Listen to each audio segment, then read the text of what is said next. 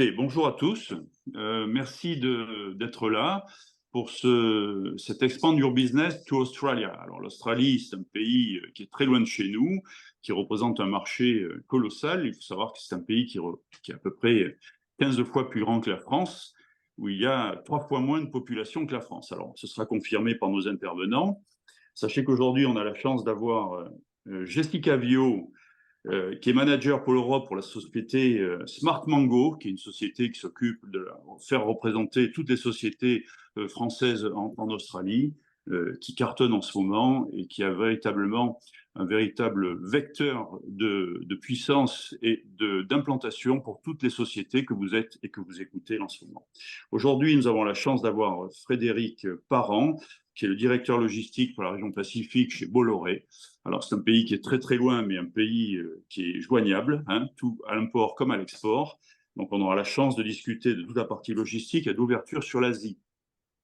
Et on a la chance d'avoir une petite pépite qui est Anne Nicole, qui est la responsable pour l'Asie centrale et l'Asie en général, pour la société Idena. Idena, qui est une pépite qui cartonne dans le domaine de la nutrition animale et qui a véritablement implanté le marché australien avec un grand succès et qui nous donnera les filons et tous les moyens pour réussir en Australie.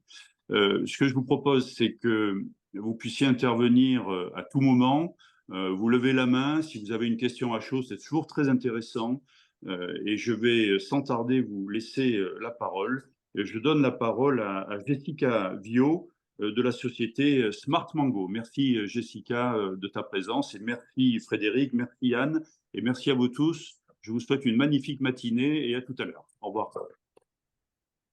Merci Jean-Yves et merci pour ce webinaire vraiment sympa qu'on a pu organiser ce matin sur l'Australie. Alors l'Australie, qu'est-ce que c'est? C'est un pays un peu lointain, effectivement, qui fait 14 fois la France à peu près. Donc si vous transposez la carte de l'Australie sur l'Europe, ça mange pas mal de pays européens, mais avec, on va dire, entre guillemets, seulement 27 millions d'habitants. Donc, par rapport à la population française, c'est vrai qu'on est loin en termes de chiffres. Avec la Nouvelle-Zélande, je crois qu'on a atteint 36 millions d'habitants, quelque chose comme ça. Même si, faut pas confondre Australie et Nouvelle-Zélande. Alors, l'Australie, c'est à 16 000 kilomètres de la France. C'est très, très loin. Pour celles et ceux qui ont déjà fait le voyage, il faut compter minimum 24 heures d'avion. Donc, c'est un pays qui se mérite. Et c'est aussi le pays qu'on appelle l'île-continent ou le Lucky Country, parce que c'est vrai que là-bas, on a souvent l'image d'Épinal, des plages paradisiaques, de la Grande Barrière de Corail, mais aussi des bêtes dangereuses. L'Australie, c'est le pays où vous trouvez les animaux les plus dangereux de la planète. On a aussi les koalas et les kangourous, bien sûr. Alors, pourquoi l'Australie? L'Australie, c'est un pays du Commonwealth déjà. Je pense que pour celles et ceux qui s'intéressent un peu aux pays anglophones, vous savez déjà ça. C'est un pays qui a des relations très très fortes avec l'Amérique du Nord, donc Canada, États-Unis, mais aussi historiquement avec le Royaume-Uni. Mais c'est vrai que c'est un pays qui se mérite à la fois en termes de distance, en termes de logistique, en termes de commerce. Et c'est un pays qui peut parfois faire un peu peur parce qu'on a vraiment cette image, je dirais, exotique du pays.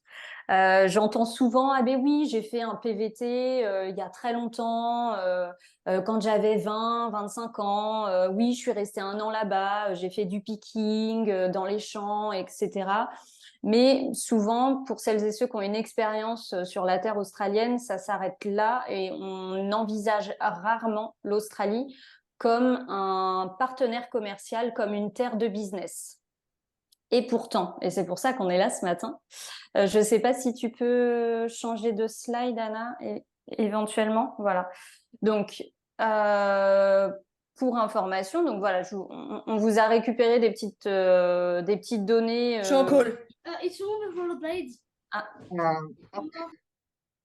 On va couper un micro. Voilà, merci.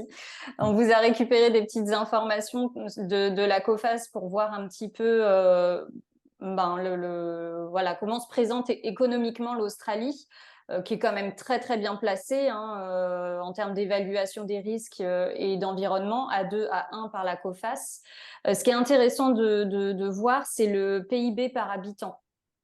63 000 dollars américains, sachant qu'aujourd'hui, 1 dollar australien, c'est 61 centimes d'euros. Donc, si vous allez là-bas, vous êtes riche, entre guillemets, j'exagère un peu, mais vous pouvez passer de belles vacances avec un budget de Français, on va dire, ou d'Européens, puisque c'est vrai que le dollar australien est faible. Donc, ça peut être un des points de vigilance, je dirais. On parlait tout à l'heure avec Anna des paiements internationaux. C'est vrai que ça peut être parfois un petit point de vigilance, le dollar australien qui n'est pas le dollar américain. En revanche, l'Australie a quand même un niveau de vie très élevé, un des niveaux les plus élevés au monde, avec les pays nordiques qui sont plus proches de chez nous.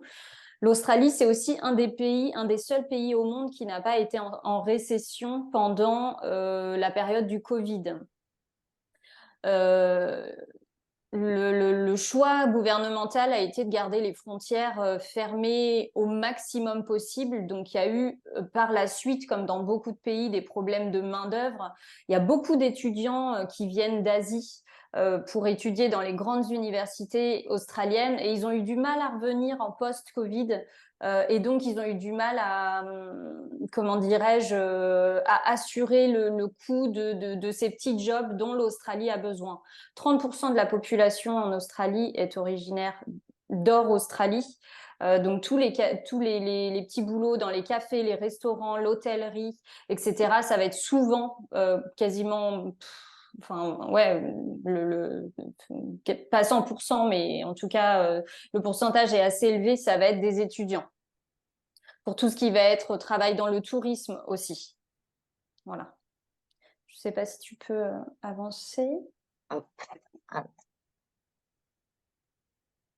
Alors, les points forts et les points faibles de l'Australie. En point fort, l'Australie a quand même une certaine proximité avec l'Asie, bien sûr, même si en ce moment, les relations entre la Chine et l'Australie sont quand même très, très tendues. Donc, il y a peut-être quelque chose à mener. L'Australie va en ce moment, et depuis quelques mois, depuis au moins le début de l'année 2023, se rabattre un peu plus sur ses partenaires nord-américains que sur la Chine. D'accord ? Et également sur ses partenaires historiques au Royaume-Uni. Alors, il y a d'autres, comment dirais-je, d'autres partenariats que Nord-Amérique et Royaume-Uni. Je prends notre exemple Smart Mango. Au début du mois prochain, donc début novembre, on accueille une délégation turque pour le secteur de la construction, le secteur du marbre. Donc là, on a plein d'entreprises et de marbriers, de marbreries qui vont venir en Australie pour rencontrer des distributeurs, des maîtres d'œuvre, des architectes, etc. Voilà, ça c'est un exemple qu'on peut vous donner. Et l'autre exemple, c'est le mauvais exemple parce que c'est le Canada, donc c'est l'Amérique du Nord, mais également on accueille une délégation. Alors dans le mining, c'est vrai que le mining c'est un gros secteur en Australie, mais voilà, on accueille aussi une délégation canadienne prochainement. En parlant de mining, l'Australie est un pays qui est riche en ressources naturelles. Là, tout récemment, ils ont fait une découverte avec de l'hydrogène vert, donc vert parce que énergie renouvelable, extrait de façon propre, on va dire, et ils ne savent pas quoi faire de cet hydrogène. Donc, ils cherchent des partenaires, notamment en Europe, pour pallier à cette ressource naturelle qui a été découverte. Il y a un fort potentiel touristique, bien évidemment. Donc ça peut être intéressant pour les entreprises qui vont faire, par exemple, de la cosmétique, de la savonnerie, du produit retail, je dirais, puisque vous avez de fortes possibilités de vous placer dans les hôtels de luxe, par exemple, ou dans les établissements comme ça. Ça peut être intéressant. J'avais un rendez-vous il n'y a pas très longtemps avec une entreprise qui fait de la cosmétique, cosmétique française et bio. Et c'est une entreprise qui fait du vrac et qui a la capacité de vendre à des hôtels. Voilà, un petit exemple, peut-être que ça peut parler à certains. Et pour les points faibles, c'est vrai qu'on parlait tout à l'heure du dollar australien, c'est vrai que ça peut être un certain point de vigilance. L'endettement des ménages, puisque la vie coûte très très cher là-bas, notamment en ce moment, il y a la crise du logement, le manque d'infrastructures, et c'est là que les entreprises étrangères peuvent intervenir. C'est vrai que l'Australie est en plein changement, je dirais. Il y a beaucoup de villes, notamment Brisbane, troisième ville du pays, et qui va être ville d'accueil des Jeux Olympiques en 2032. La ville est en plein changement, ça construit de partout. Vulnérabilité par rapport au changement climatique, effectivement, je pense qu'on a tous en tête les incendies qui ont ravagé une bonne partie de l'Australie. Donc ça, c'est un sujet qui revient tous les ans sur la table au moment des fortes chaleurs, comme là en ce moment, par exemple. Et puis la disparité entre les États, puisque l'Australie, c'est comme les États-Unis, c'est un pays qui fonctionne par État. Ah, tu peux avancer. Alors, en termes de secteurs économiques clés à fort potentiel ou domaines privilégiés, vous avez notamment la construction, l'infrastructure, on en parlait tout à l'heure, tout ce qui va être lié à la clean tech, agritech, donc le tech en général, les secteurs miniers, bien sûr, l'agroalimentaire, avec un gros coup de cœur, je dirais, pour la nourriture et l'alimentaire français. C'est vrai que les Australiens sont amoureux de la France pour le côté luxe, cosmétique, alimentaire. Pas que, mais c'est vrai que ces trois secteurs-là, c'est leur image de la France, c'est leur idéal de la France. L'Australie, vous avez quand même énormément de magasins de luxe dans des gros centres commerciaux.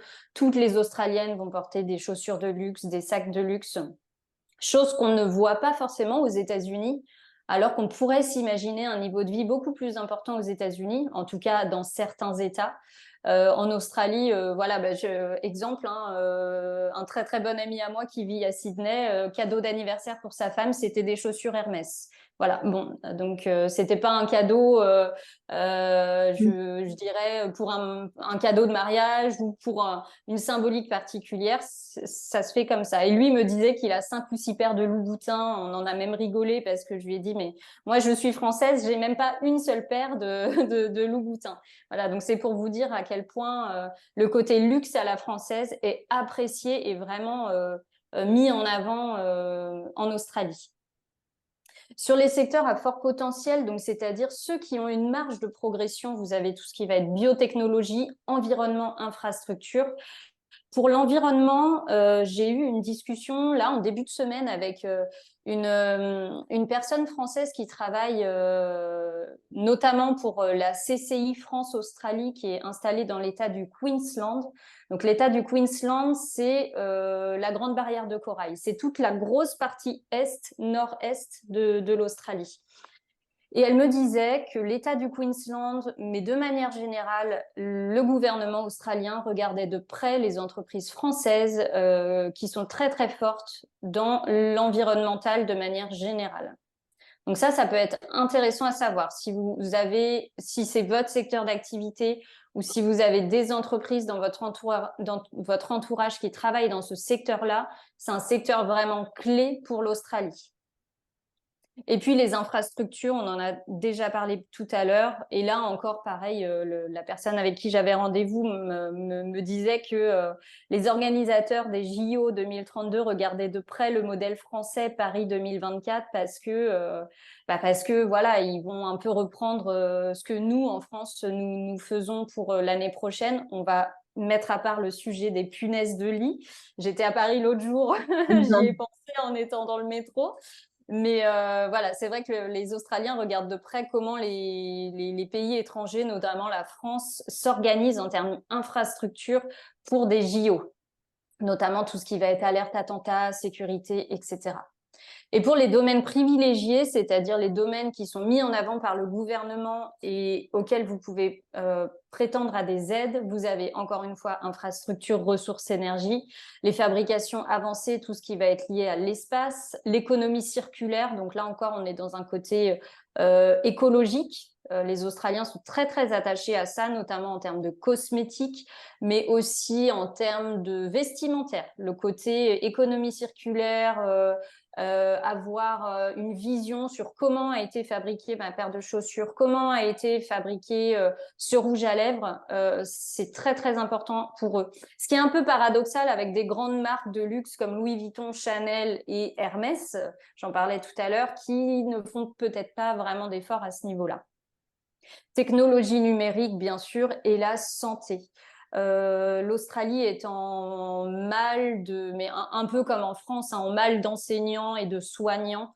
Alors là-bas, c'est un peu différent. Je dis toujours que le système de santé est à mi-chemin entre celui de la France et des États-Unis. C'est un peu ça. Voilà, donc c'est mi-privé, mi-public, on va dire. Est-ce qu'il y avait des questions ou... S'il y a des questions, n'hésitez pas.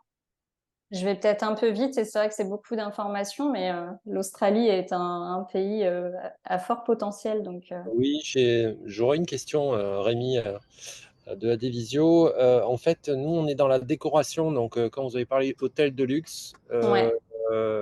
ça m'a parlé tout de suite. Donc, nous, on vise justement tout ce qui est hôtellerie et restaurant aussi, tout ce qui Ok. est... voilà. Quand vous dites décoration, ça va être du retail ou vous êtes fabricant? On est fabricant, on est créateur et fabricant. Et donc, on peut envoyer nos produits directement aux faiseurs sur place, quoi. C'est-à-dire Ouais. artisans. Ben oui. Oui, Voilà. là, effectivement, pour vous, ce qui est intéressant, c'est de vous placer auprès de, comment on appelle ça, les contracteurs. Alors, c'est pas le mot. Architecte d'intérieur. Ouais, architectes d'intérieur, les maîtres d'œuvre, etc., qui vont être à l'initiative, notamment, par exemple, des appels d'offres, comme ça peut se faire en France. Ben là, typiquement, Brisbane, JO 2032, il y a de la construction de partout. Donc, ça peut être un placement intéressant pour vous. Il faut aussi savoir que les Australiens sont très, très friands. Je reprends l'exemple du marbre, qui est un produit vu de la France de luxe, ou qui peut être vu de manière un peu ringarde parfois. On a tous l'image de les terrasses de nos grands-parents, nos parents en marbre, voilà, de mauvaise qualité. Là, on est sur quand même autre chose. Pour eux, une cuisine en marbre haut de gamme, une machine à café, parce que le café là-bas c'est très important, à 800 ou 1000 dollars, c'est pas déconnant. Ils sont très à cheval sur ma maison doit représenter mon niveau de vie. Ouais, Nous, on va acheter chez Maison du Monde, Ikea, pour pas les citer. Eux, c'est vrai qu'ils vont plus être en recherche des petites marques, de choses confidentielles qu'on ne trouve pas partout.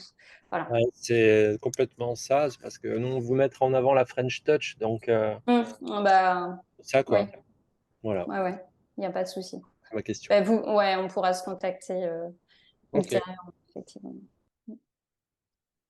Ok, merci. tu peux changer de slide si tu veux. Ouais. Alors après, oui, Jessica, tu allais parler de manière plus informelle, effectivement, des aspects. Ouais. Ouais.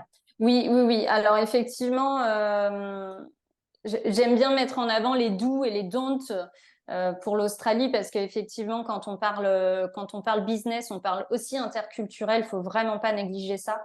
Nous, quand on a un investisseur ou un client ou un fournisseur étranger qui vient à nous en France, faut bien respecter les étapes, etc.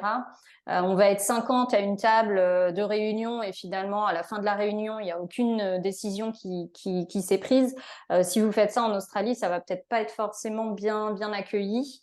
Pareil aux États-Unis. Donc sur les do et les don'ts, ce qui est important de savoir, donc je vais être assez rapide là-dessus, hein, faire le déplacement en Australie pour rencontrer vos potentiels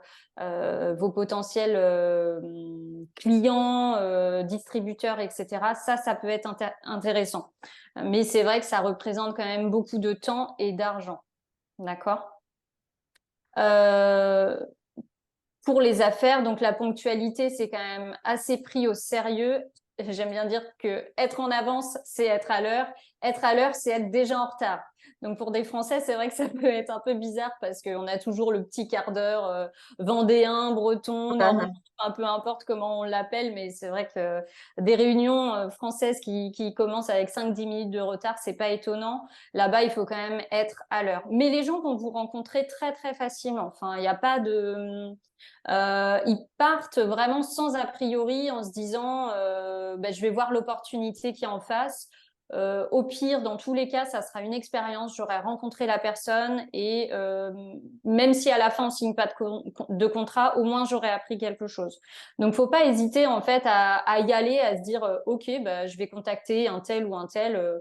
Et puis on verra ce qui se passera. Allez-y, la personne sera très ouverte d'esprit pour vous rencontrer. Les interlocuteurs australiens accordent quand même assez d'importance à la réactivité, sachant que en ce moment, il y a 9 heures de décalage, donc il y a 9 heures de plus, et Frédéric en parlera peut-être tout à l'heure.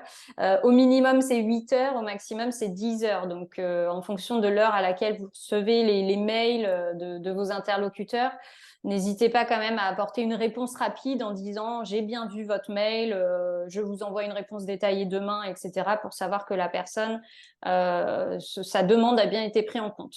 Ça, c'est vraiment un peu à l'anglo-saxonne et aussi à l'américaine, être assez réactif.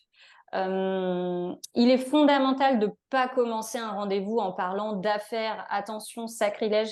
Les Australiens aiment... ils ont un style de vie qui est quand même... Ils vivent...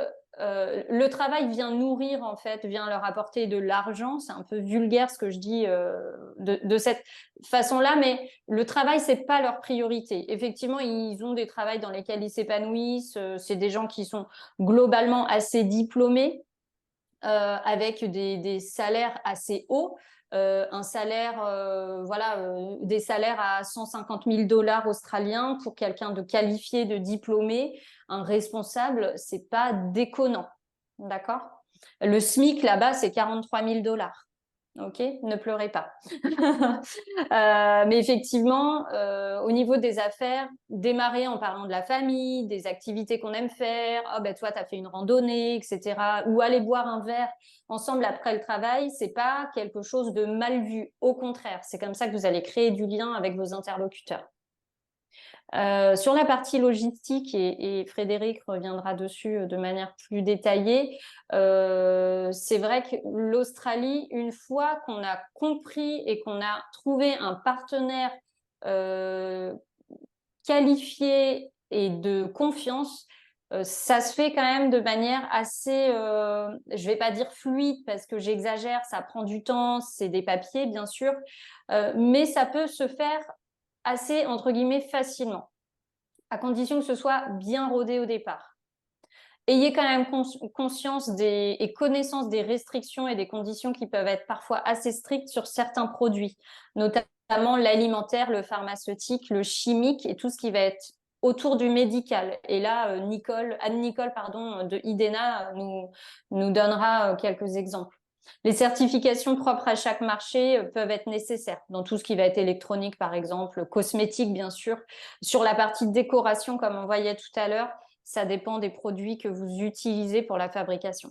Pour certains secteurs comme construction, infrastructure et les services, il peut être nécessaire de créer une filiale sur place. Ça, à mon sens, alors, ça peut faire peur, de se dire ok, on se lance sur l'Australie, on va carrément ouvrir un bureau sur place. Ça peut faire peur, mais à long terme, si c'est un marché pour lequel vous souhaitez vraiment vous implanter, à long terme, je vous conseille vraiment de faire ça plutôt que de faire de l'envoi comme ça, de gérer depuis la France. Ça peut être vraiment très compliqué de gérer depuis la France. Et nous, avec nos services d'accompagnement, on le voit au quotidien. On voit à quel point les entreprises que l'on accompagne ont eu un parcours compliqué avant de faire appel à nous et peuvent parfois perdre des marchés justement par manque de réactivité ou vous n'êtes pas sur le secteur, vous n'êtes pas sur le territoire australien, mais alors qui est-ce qu'on contacte? Quel est votre distributeur? Quel est ceci? Quel est cela? Ça peut être un peu complexe. Et enfin, ayez bien en tête que l'exportateur est responsable de la conformité de ses produits. Ça, c'est hyper important à garder en tête. Donc, notamment les exigences douanières, contrôle sanitaire, les demandes de permis d'enregistrement, etc. Le dédouanement est obligatoire. Une fois cette étape complétée, les produits peuvent circuler librement entre États. Il faut aussi avoir en tête que entre l'Australie et l'Europe, donc au sens Union européenne, on n'a pas d'accord de libre-échange de signer encore. Alors, il est en négociation depuis 2018, sauf que sur les dernières négociations du mois d'août, il y a eu des petits couacs puisque les Australiens voudraient exporter de la mozzarella australienne, exporter du prosecco australien. Donc, vous imaginez bien que c'est comme si on disait du gruyère ou de l'emmental australien ou du brie ou du champagne. Donc, ça peut coincer un peu et c'est sur ce côté-là que les négociations sont encore en cours. Alors, une personne du gouvernement de Nouvelle-Galles du Sud, qui est le Sydney et ses environs, m'a confirmé que ça serait signé avant la fin de l'année civile. Donc voilà, vous arrivez au bon moment, il est temps de commencer à réfléchir à l'Australie. Et puis, ça rejoint ce que je disais tout à l'heure sur le fait d'implanter une filiale sur place. Si vous voyez l'Australie comme un business, bon, ok, on va tenter, on verra bien ce que ça va donner, mais bon, c'est pas, on va pas se donner trop, on va pas trop s'épuiser. Là, ça peut vraiment être voué à l'échec. Si vous trouvez les bons partenaires sur place, que vous prenez le temps de bien comprendre le pays, la culture, les do's et les don'ts encore une fois, pour moi, il n'y a pas de problème. Si votre produit répond à une demande en face, il n'y a pas de raison que ça ne fonctionne pas. Contrairement aux États-Unis, où on peut parfois voir le territoire américain comme un idéal en termes d'export, mais il y a beaucoup de compétition là-bas, il y a beaucoup de concurrence. Alors qu'en Australie, pas forcément. Il n'y a pas forcément beaucoup de concurrence puisque tout le monde n'y va pas. C'est un pays qui se mérite, mais une fois que vous êtes installé, normalement, il n'y a pas de raison que vos distributeurs ou vos partenaires sur place vous lâchent, on va dire. Voilà, donc prenez vraiment l'Australie comme un territoire de business à long terme. Voilà. Et Jessica, je me permets justement au niveau des réseaux de distribution, Oui. comment ça fonctionne pour Ouais. une entreprise dans le secteur voilà, de l'art de vivre, de la cosmétique, tout ça. Ouais, effectivement.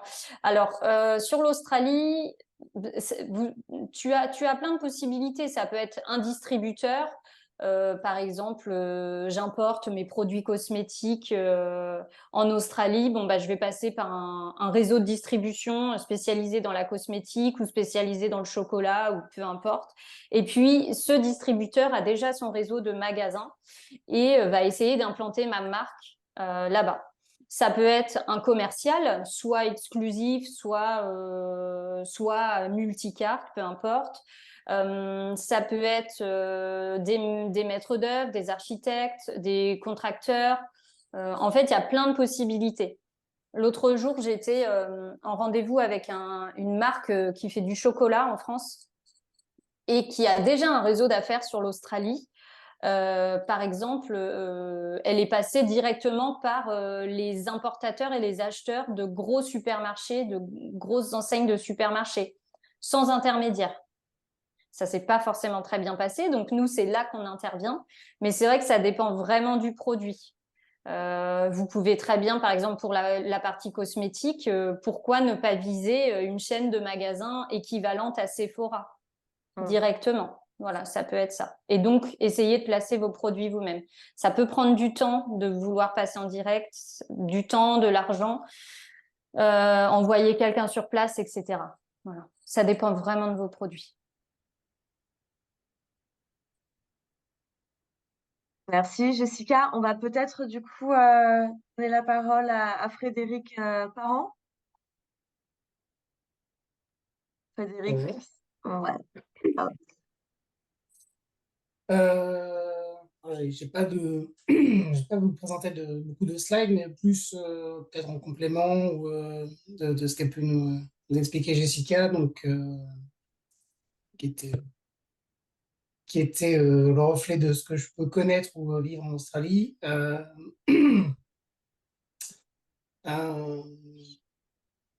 la taille du pays, effectivement, est très grande, mais ça doit pas être un frein. Il y a 50% de la population qui vit dans les 3 grandes villes de l'Est du pays, Sydney, Brisbane et Melbourne.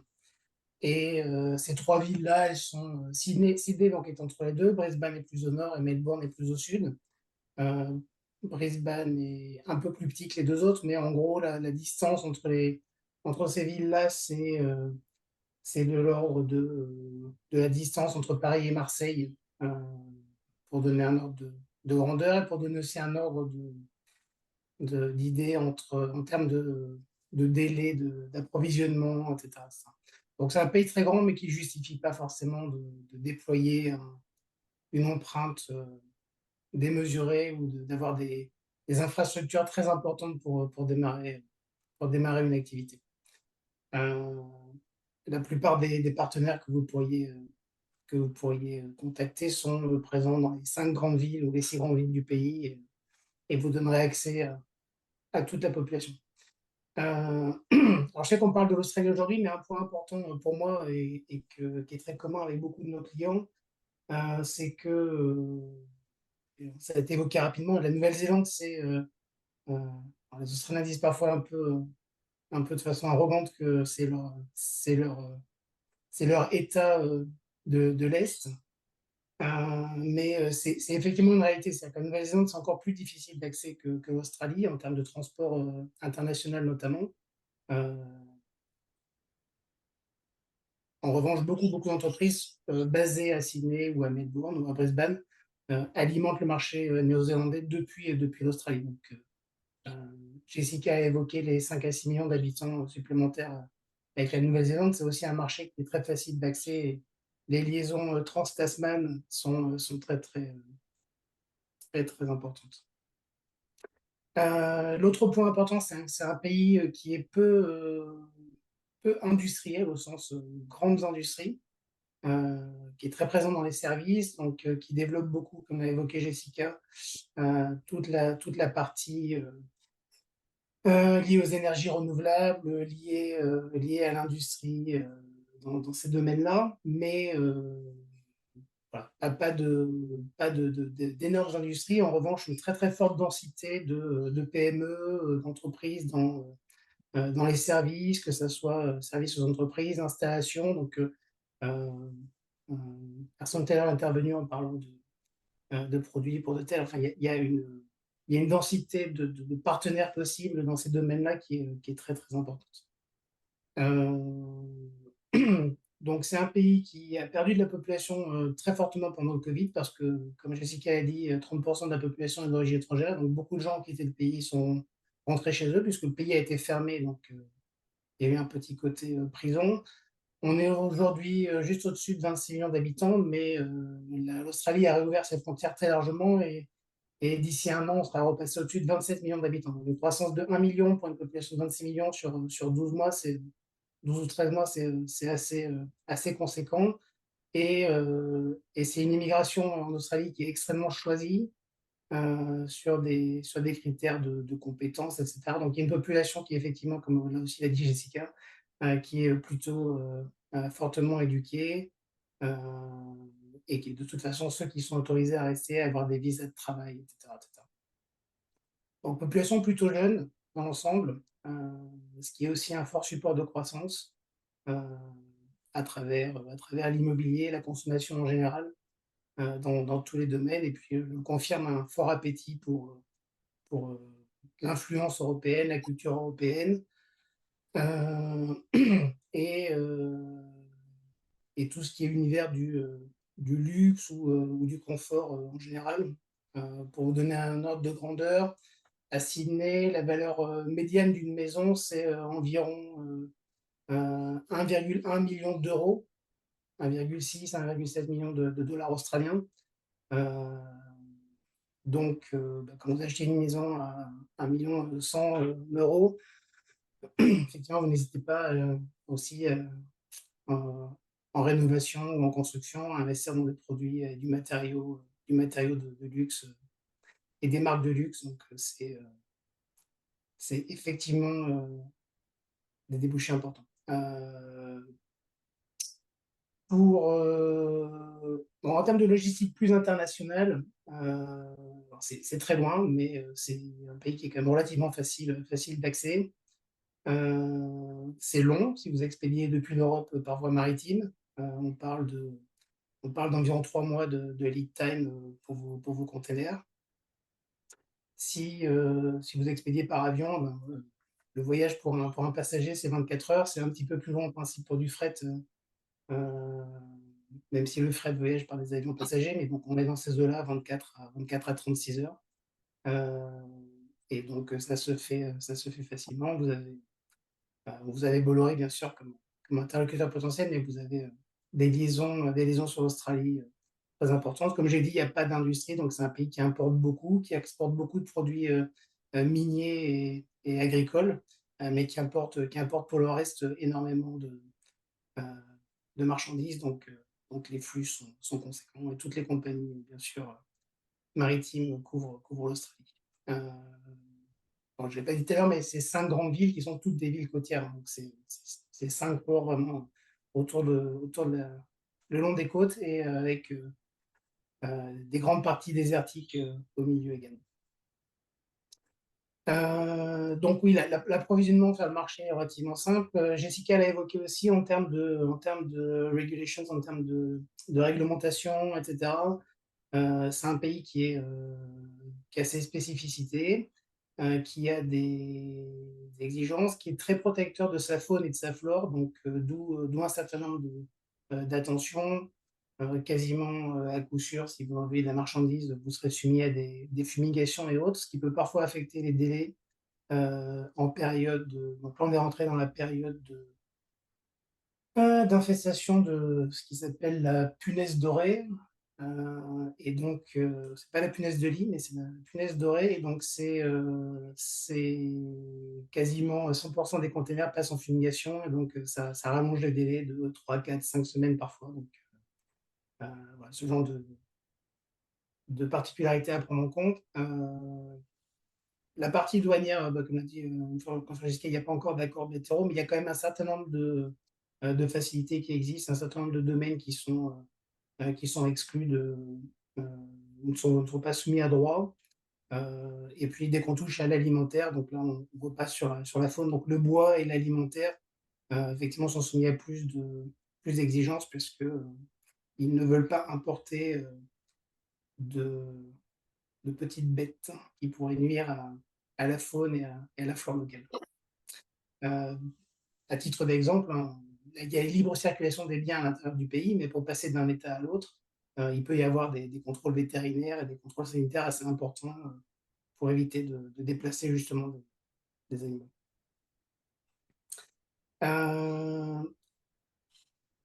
Donc voilà, vos partenaires de transport et de douane vous faciliteront la tâche. D'un point de vue implantation locale, donc sur cette partie-là, pour partager mon expérience, et c'est sans avoir la prétention de la vérité absolue, il est souvent recommandé d'avoir au moins une antenne. Alors, ça peut être une adresse. Il y a beaucoup de cabinets qui peuvent vous assister pour avoir une adresse fiscale,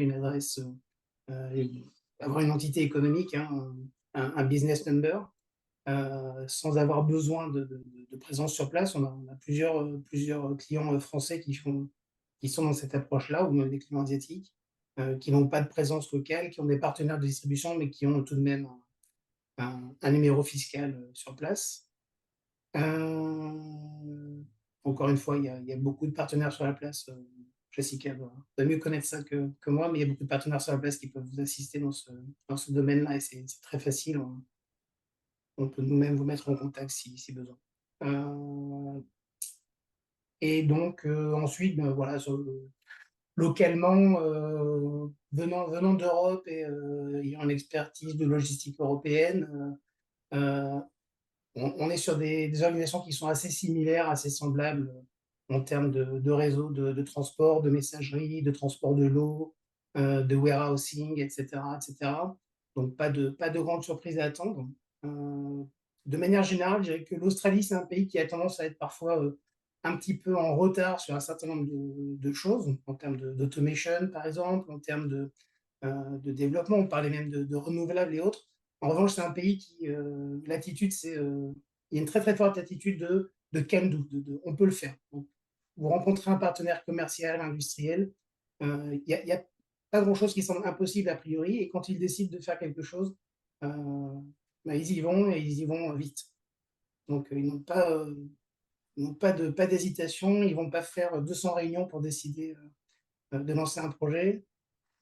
Demander 15 niveaux de validation, il y a souvent des chaînes de décision qui sont très courtes, et donc c'est très facile de s'asseoir en face des gens qui vont décider et qui vont mettre les choses en œuvre pour que ça arrive.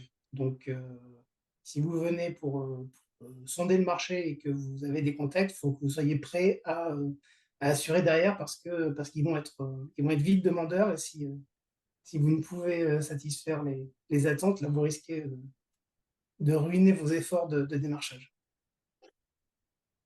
Donc voilà, c'est ce côté qui est très, je cherche mon mot, très supportif, très favorable au développement de l'activité. C'est qu'ils testent, ils essayent facilement. Si ça marche, ça marche. Si ça ne marche pas, bien, ils ont le no worries mate attitude. Donc, c'est pas grave, ça n'a pas marché, on va faire autre chose. Et donc, ils essayent. Donc, de ce côté-là, c'est très facile. C'est la même chose en Nouvelle-Zélande de mon point de vue, même si les cultures sont légèrement différentes. Voilà. Un petit point de détail, mais ils ont une année financière qui va de juillet à juin, pas de janvier à décembre. Donc ça peut éventuellement affecter vos dates de déplacement si vous comptez venir, et les rendez-vous commerciaux. Mais à part ça, c'est un pays engageant, avec du potentiel économique, de l'appétit, et sur lequel je pense que vous pouvez facilement vous développer, relativement facilement vous développer. Encore une fois, garder un œil sur quelque chose qui se passe avec un jour de décalage en permanence, puisque du fait des 10 heures de décalage horaire, on est souvent avec un jour d'écart sur les communications. C'est forcément une complexité supplémentaire, mais vous trouverez facilement des partenaires de confiance. Merci Frédéric. Alors du coup, on va laisser la parole à Anne-Nicole. Anne, je te laisse te présenter Oui. auprès des participants et partager ton expérience voilà, terrain sur le marché australien. Oui, merci. Donc moi, je suis Anne-Nicole et je suis en charge de toute l'Asie, de l'Océanie, pour le compte de la société IDENA, qui est une entreprise de la nutrition animale. Donc quand je dis nutrition animale, on ne fait pas de pet food, hein. C'est vraiment agricole, c'est pour le porc, la volaille, le ruminant. Donc nous, on fait des solutions nutritionnelles qui sont ajoutées à l'alimentation du bétail à des fins d'amélioration de performance, de réduction des antibiotiques, etc. Et donc, c'est ces solutions-là que nous exportons en Australie. Donc, pour mettre un peu dans le contexte, nous, IDEA, on fait depuis déjà plusieurs années quasiment la moitié de notre chiffre d'affaires à l'export. Donc, quand on a ouvert notre filiale en 2016, on avait déjà pas mal d'expérience. Parce que je pense qu'on ne se lance pas non plus en Australie quand on est primo-exportateur. Voilà, on a quand même déjà un peu roulé notre bosse. Donc, en fait, le schéma qu'on a, donc voilà, c'est notre cas de figure, et je pense qu'il peut-être qu'il ne s'applique pas à tout le monde, parce que déjà, on a des produits qui sont un peu spécifiques et qui doivent être enregistrés auprès du ministère de l'Agriculture. Mais le schéma, c'était en fait, oui, donc d'ouvrir une filiale. On avait quelqu'un sur place. Et l'avantage de cette filiale, c'était déjà d'une part de pouvoir travailler en direct, en fait. On voulait pouvoir directement vendre aux fabricants d'aliments, aux intégrateurs. Donc, l'idée était de retenir la marge en interne, hein, tout simplement. Deuxièmement, de pouvoir employer du personnel. On avait quelqu'un sur place quand on a ouvert cette filiale, et puis l'idée aurait été aussi d'avoir des commerciaux puisque on voulait vendre en direct. Et troisième point très important, c'est que nous, on doit enregistrer nos produits puisque ça rentre dans la nutrition animale. On enregistre nos produits auprès du ministère de l'Agriculture qui nous délivre une licence d'importation qui est valable pendant un certain temps. Voilà. Et donc, dans ce cadre-là, il faut déjà déclarer et donner nos formules avec beaucoup d'informations sur les fournisseurs que l'on utilise, les actifs qui sont dans nos produits. Donc, forcément, ce n'est pas des informations qu'on veut donner à nos distributeurs. Donc, c'est quelque chose qu'on fait nous-mêmes sur le site du Beacon. Et donc, nous sommes propriétaires de nos licences. C'est un point qui est assez important et nous le sommes grâce à la filiale que nous avons en Australie. Si on n'avait pas cette filiale-là, il faudrait que notre distributeur soit propriétaire des licences. Alors, nous, aujourd'hui, on n'a plus personne en Australie. La personne qui s'occupait de la filiale, elle est rentrée il y a quelques années en France. Donc, elle gérait la filiale depuis la France, en fait. Et puis finalement, notre schéma a un peu changé. Après pas mal de recherches, finalement, aujourd'hui, on travaille avec un distributeur. Donc, ce n'est pas en direct, du coup, maintenant, c'est un distributeur. Et en plus, ce distributeur a l'exclusivité de la vente de nos produits sur l'Australie. Alors, après, c'est toujours discutable de savoir est-ce qu'on travaille en exclusivité avec un distributeur ou est-ce qu'on en a plusieurs. Pour le coup, en Australie, sur la partie vraiment agriculture, élevage, il y a vraiment des gros faiseurs. Et le but, c'est aussi d'avoir le bon partenaire, le bon relais sur place qui a les bonnes connexions. Et aujourd'hui, c'est le cas. On a trouvé vraiment un bon partenaire avec qui on travaille très bien. Et ça reprend aussi un peu ce que disait Jessica tout à l'heure. Je pense qu'une fois déjà, si on a le bon produit qui répond à une vraie problématique en Australie et qu'on a le bon partenaire, vraiment, je trouve que les relations commerciales, elles sont assez simples. Ça se passe très bien. Il n'y a pas vraiment de problématiques ou de grands sujets. On en parlait justement la dernière fois avec Jessica quand on co-animait aussi un atelier sur l'Australie. Au niveau des prix, on n'a jamais vraiment de gros sujets, de grosses négociations, même sur les prix de transport qu'on se repartage aussi.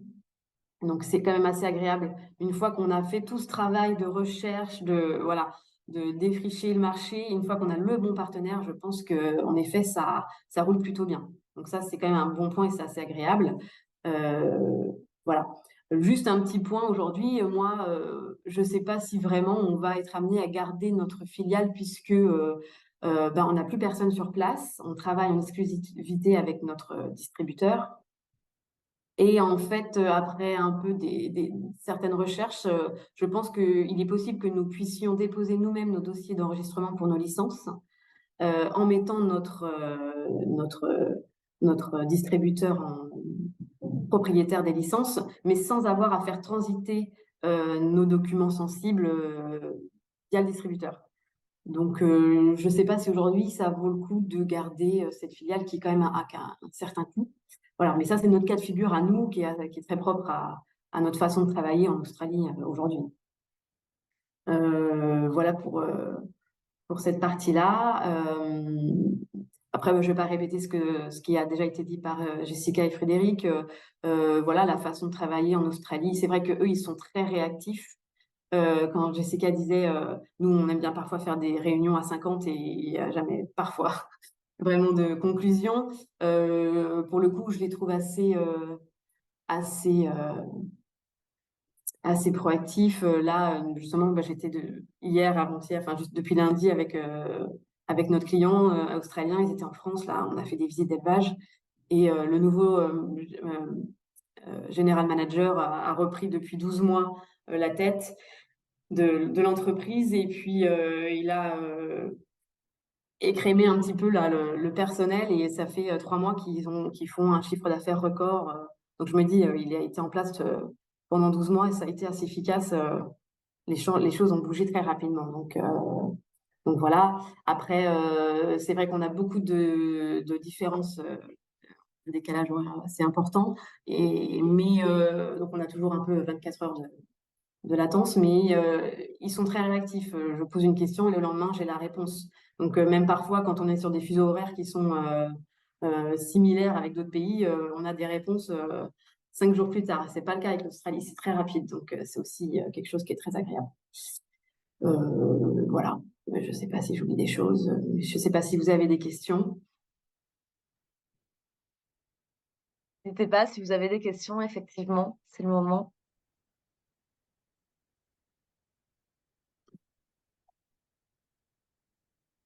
C'est que tout le monde a été très clair. Peut-être l'ouverture sur le marché, sur la façade asiatique, sur le marché asiatique, et la présence aussi de la population asiatique sur l'Australie. Qu'est-ce que ça change? Mais c'est vrai que vu depuis l'Europe, le schéma classique, c'est on a un export manager qui va s'occuper de la zone APAC, donc Asie, Australie, Océanie, qui va être soit à Hong Kong, soit à Singapour. Ça, c'est le schéma classique quand il y a quelqu'un qui est sur place là-bas. À mon sens, si on vise l'Australie, comme le fait Idena avec Anne, c'est pas forcément la bonne stratégie à adapter. Effectivement, en termes de population, en termes d'opportunités business, etc., l'Asie, quand on comprend la Chine et le Japon, rien que ces deux pays, en termes d'opportunités marché, ça fait clairement rêver si on a le produit. Je reprends un peu les exemples tout à l'heure en décoration, mais aussi tout ce qui va être art de vivre à la française, alimentaire, luxe à la française. Effectivement, il y a des grosses opportunités. Mais l'erreur et le piège, ça peut être de confondre la gestion de cette partie asiatique avec la gestion australienne. C'est peut-être pas forcément la bonne stratégie à adopter, et c'est vrai que l'exemple Idena avec une filiale sur place, même si la question se pose là de la garder ou pas, je sais que tu en avais parlé l'autre jour, Anne. À mon sens, c'est peut-être stratégiquement plus judicieux. Et comme le disait Frédéric tout à l'heure, vaut mieux s'entourer des bons partenaires sur place, mais qui sont en Australie, plutôt que de dire ah ben on envoie un export manager sur la zone APAC et puis en gros il se débrouille, c'est lui qui gère tout, il fera les déplacements Hong Kong, Singapour, Sydney. Stratégiquement, je trouve que c'est peut-être pas judicieux, ça va coûter beaucoup d'argent, ça va demander beaucoup de temps. J'ai eu l'exemple il n'y a pas très très longtemps d'une boîte française qui a envoyé un VIE sur Singapour et qui lui a dit bah écoute mon gars, tu vas développer pas que l'Asie, tu vas développer aussi l'Océanie. Sauf que le mec a 22 ans, je crois, et c'est une de ses premières expériences professionnelles. L'Australie connaît pas plus que ça. C'est plus un fan d'Asie. On lui a demandé de faire ça, mais derrière, ça n'aboutit pas. Donc, attention à cette gestion-là. Attention à ce schéma qui peut être un peu facile parfois. Je sais pas si Frédéric, Oui, quelqu'un qui est bien structuré à Singapour ou à Hong Kong va pouvoir effectivement, je pense, étendre ses ailes vers le Pacifique depuis cette base-là, mais le contraire me semble plus aléatoire, plus difficile. Moi, j'ai quelques exemples de clients qui ont étendu depuis l'Australie vers le sud-est asiatique. Au final, au bout de 8, 9, 12 mois, la personne s'est relocalisée en Asie parce que c'était trop compliqué depuis Sydney. Donc, Sydney est à peu près en ce moment 3 heures, mais 2 ou 3 heures de décalage avec Singapour. Auckland, c'est donc 2 heures de plus. Parce qu'on n'a pas dit ça, mais l'Australie, c'est un pays qui vit aussi sur plusieurs fuseaux horaires. Donc, la côte ouest de l'Australie, Perth est alignée avec Singapour, mais donc on a 2 ou 3 heures en fonction des saisons. Donc, ouais, non, c'est pas l'ensemble. Donc, moi, dans mes expériences, bon, plutôt client, mais c'est soit le Pacifique est géré indépendamment d'Asie, soit l'Asie a un leadership sur le Pacifique. mais rarement j'ai pu voir l'Australie comme porte d'entrée vers le marché asiatique. En revanche, il y a une très forte population asiatique, effectivement, en Australie. Une forte population qui vient de Chine avec du pouvoir d'achat qui voit l'Australie comme une zone d'investissement pour sortir des capitaux de Chine. Donc, ce qui rajoute à la pression immobilière, notamment, on parlait de crise immobilière, mais ça ajoute à la pression immobilière fortement. Et donc, c'est une population qui vit, qui a des attentes similaires à ce que vous trouvez en Asie. Donc, en termes d'approche marché, d'approche marketing, ça a du sens d'avoir une approche asiatique pour le coup.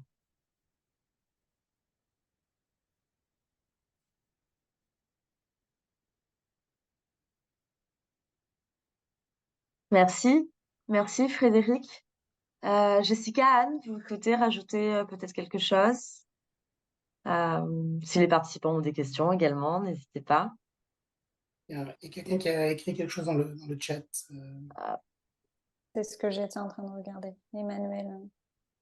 Ouais, et éventuellement, ce qui peut être ajouté, c'est souvent sur l'Australie, il y a certains, comme pour la France, il y a certains métiers où la main-d'œuvre, elle va pas être forcément facile à trouver. Tout ce qui va être call center, des freelances qui vont faire de la lead generation, etc. On va plus trouver ça aux Philippines un peu. Ça peut être intéressant à savoir. C'est le lien aussi qui se fait avec l'Asie. On a une question d'Emmanuel Delplanque. Emmanuel, si vous souhaitez prendre la parole directement, n'hésitez pas. Oui, merci pour cette prise de parole. Je suis plus intervenu, j'ai peu intervenu sur vos interventions, qui étaient plutôt, j'avais le sentiment, sur une offre produit et d'exportation de produits entre la France, l'Union européenne et l'Australie. Moi, ce qui m'amène ce matin, c'est plus effectivement la volonté d'exporter, voire de m'expatrier sur l'Australie, et les questions auxquelles j'ai pas encore répondu malgré les avoir testées. C'est tant sur le modèle commercial pour entrer sur le marché que sur le tunnel commercial. À savoir, vaut-il mieux travailler avec des Australiens pour entrer? Vaut-il mieux trouver un visa? Vaut-il mieux créer une entreprise? Et c'est autant de questions que je me pose à l'heure actuelle sur un marché qui m'intéresse. Le schéma classique, c'est de se dire, je vais m'expatrier, je vais tout de suite aller à l'Alliance française, je vais m'inscrire sur les groupes Facebook, expat à Sydney, expat à Melbourne, peu importe. Allez rencontrer les Australiens, en fait. Déjà, développez votre réseau depuis la France, développez votre réseau australien depuis la France. Et puis ensuite, si vous avez un souhait... Alors, s'expatrier en Australie, c'est pas forcément... hormis si vous avez moins de 35 ans, je crois, et que pas d'enfants à charge, et que vous voulez partir en PVT, donc en backpacker, aller ramasser du raisin ou des fruits et légumes. Mais je pense pas que ce soit le projet ici. C'est pas forcément simple. J'ai en mémoire l'expérience de deux jeunes qui, en sortie d'études, se disent bah tiens, on a mis de côté, on part vers l'Australie et puis on va bien trouver notre job de rêve là-bas. On est diplômé, etc. Non, ça se passe pas comme ça. C'est comme dans tout pays, l'Australie privilégie d'abord les personnes sur le territoire plutôt que quelqu'un qui arrive comme un cheveu sur la soupe. Par contre, si vous êtes entrepreneur, vous avez quand même des possibilités de créer votre entreprise sur place. Il y a différents moyens, ça dépend de ce que vous souhaitez faire. C'est comme pour la France. Est-ce que vous voulez faire l'équivalent de la micro-entreprise ou est-ce que vous créez tout de suite une grosse boîte? Et donc là, je crois qu'il faut investir... je me demande si c'est pas 1 million de dollars australiens, mais je me trompe peut-être parce que j'avoue que c'est moins mon sujet de prédilection. Ouais, Frédéric, j'avais ça en tête. Donc, il faut un visa pour travailler ici. Oui, Donc, bien sûr. soit avoir un visa par sponsorship, mais bon, dans le cas qui a l'air de vous intéresser, Emmanuel, c'est plus une démarche personnelle. Donc, sponsorship, c'est pas forcément. Donc, effectivement, si c'est pour ouvrir un business, et je crois que c'est toujours 1 million, ils ont parlé de le rehausser à 1,5, mais je crois que pour l'instant, c'est toujours 1 million de dollars à investir dans un business. Mais parce que sinon, il y aura très vite des limites en termes de durée de séjour qui vont C'est ça. s'imposer. Ouais, exactement. Mais Donc effectivement, il faut un visa absolument. Et je crois que le visa pour l'équivalent donc en individual, comme ils appellent ça, l'équivalent de la micro-entreprise, je crois que c'est 2200 dollars australiens, quelque chose comme ça. Donc ça fait 1500 euros à la louche, quelque chose comme ça. Sachant qu'il y a effectivement, comme disait Frédéric, il y a une durée. Hein. Ça ne veut pas dire que vous pouvez rester éternellement sur le territoire.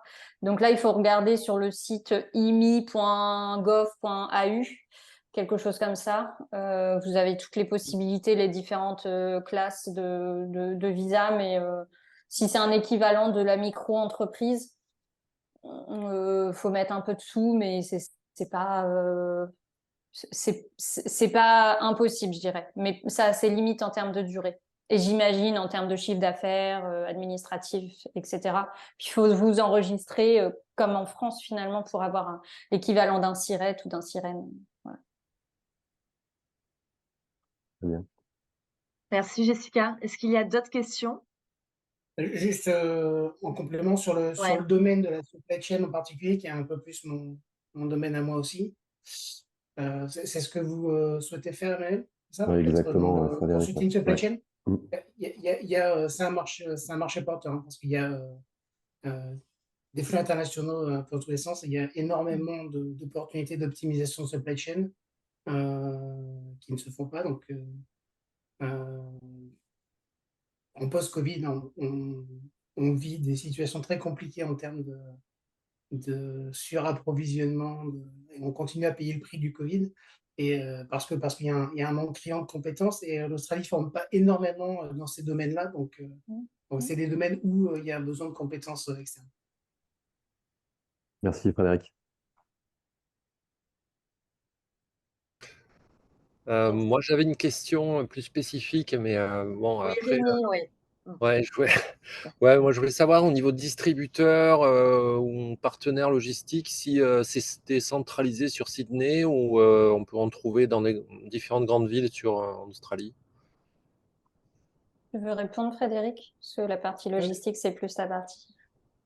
Moi, pour donner l'exemple de Bolloré, hein, moi, je m'occupe de la zone Pacifique. Donc, nous, on a des entrepôts dans toutes les grandes villes, que ce soit donc Melbourne, Brisbane, Adélaïde, Perth. Voilà. Après, sur les autres capitales régionales comme Darwin, dans les Northern Territories, on est, on est présent en termes de projet, mais en termes de logistique locale, il y a très peu d'entreprises qui sont présentes parce que la population locale, c'est de l'ordre de 250-300 000 habitants, je pense. Et pour le coup, avec un pouvoir d'achat beaucoup plus faible que le reste de l'Australie. Et ensuite, on a la Tasmanie, qui est un monde un peu à part. La Tasmanie, c'est un jour de bateau depuis Melbourne, donc c'est couvert ou une demi-journée, c'est couvert par Melbourne. Donc, non, la plupart des entreprises sont présentes un peu partout. En revanche, en termes de zones d'activité, les entreprises sont présentes en majorité à Melbourne et à Sydney et couvrent l'Australie depuis un point. On a quelques clients qui sont, par exemple, sur des besoins de lead time très court en livraison, mais qui vont être à Perth, mais c'est plus l'exception que la règle. Donc, je disais tout à l'heure, livrer depuis Sydney, Melbourne ou Brisbane, c'est un jour. Livrer Adélaïde, c'est 2 jours, voire 3 jours. Livrer Perth par la route, c'est 5-6 jours. En revanche, il y a des tarifs en messagerie. On peut livrer depuis Sydney un colis je veux dire, entre 1 et 3 kilos pour quelque chose autour de 10 euros. Sydney-Perth, c'est comme d'expédier de Londres à Moscou.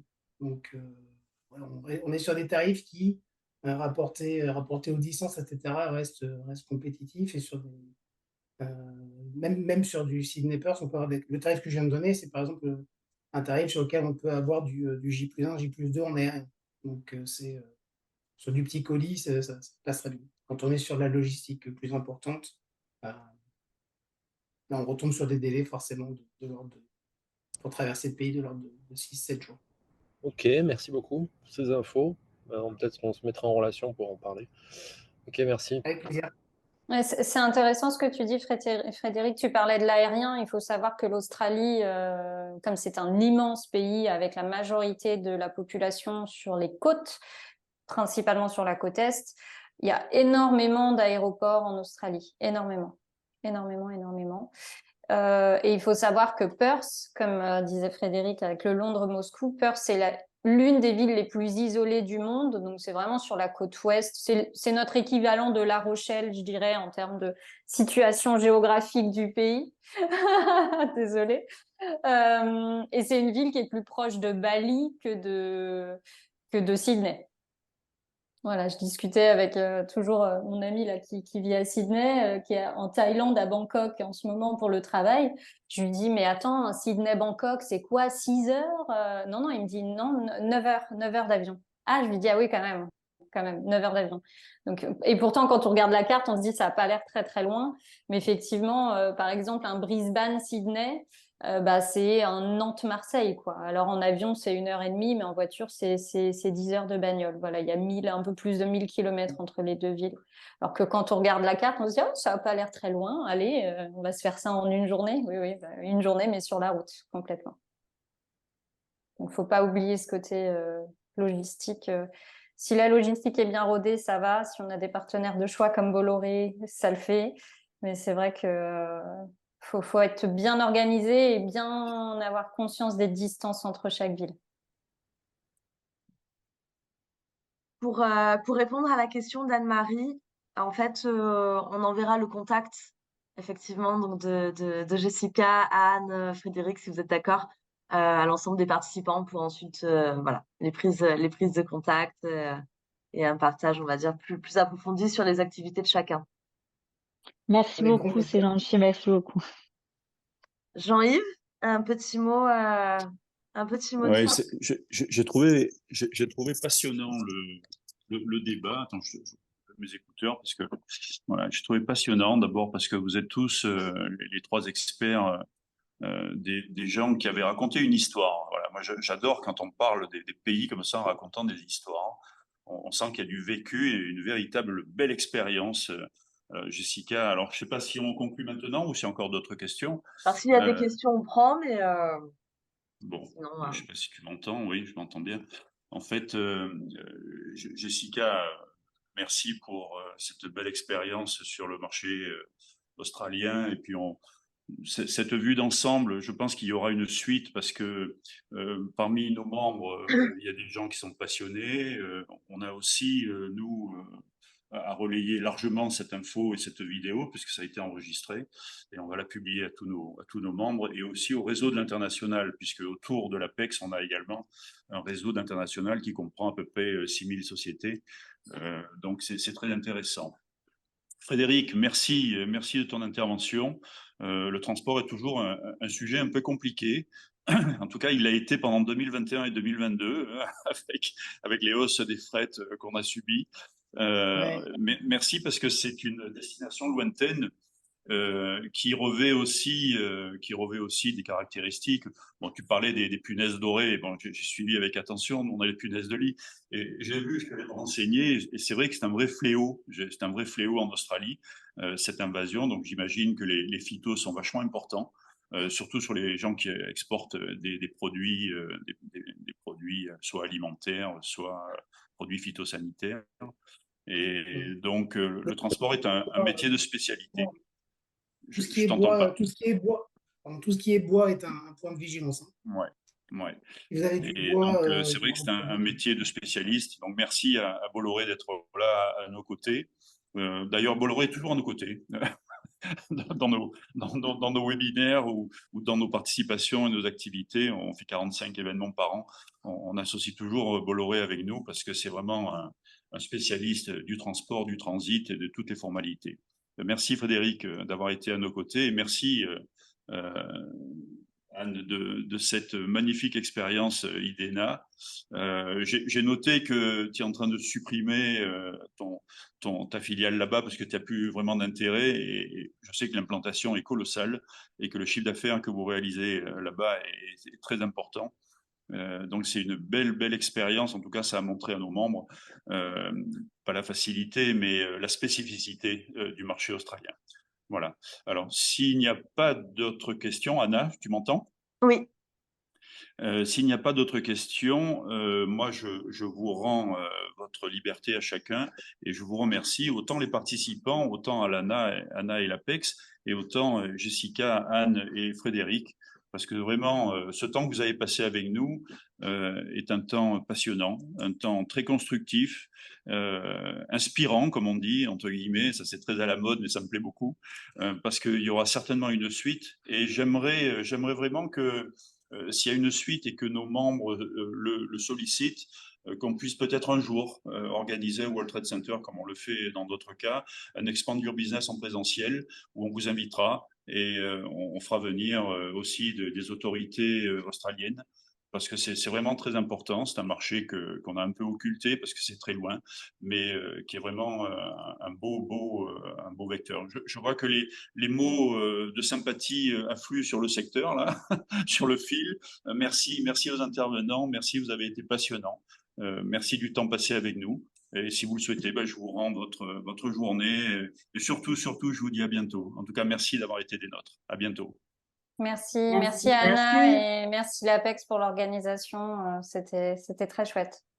Et n'hésitez pas, oui, je pense que Oui, vous aurez nos j'enverrai, coordonnées j'enverrai, après, ouais. donc voilà. Merci et foncez. L'Australie, c'est un grand pays qui est loin, mais ça Voilà. fait pas peur. Allez-y, même pas peur. Ça n'arrête pas sur le voilà. Merci aux intervenants passionnants. Merci, je crois que ça n'arrête pas de tomber. Bon, vous avez Merci fait à vous. l'unanimité, hein. Bon, ben parfait. D'ici à ce que vous veniez nous raconter l'Australie au Bacchus Business Club, il n'y a pas loin. Oui, ben moi je serai dans le sud, pas la semaine prochaine, mais celle d'après. Donc s'il y en a qui veulent me rencontrer sur Marseille, avec grand plaisir. Ah, très On sympa. Merci. pourra parler business. Ouais. Merci de la main tendue. Voilà. À bientôt. Bonne Hein. journée Merci à tout le tous. monde. Merci. Allez. Au revoir.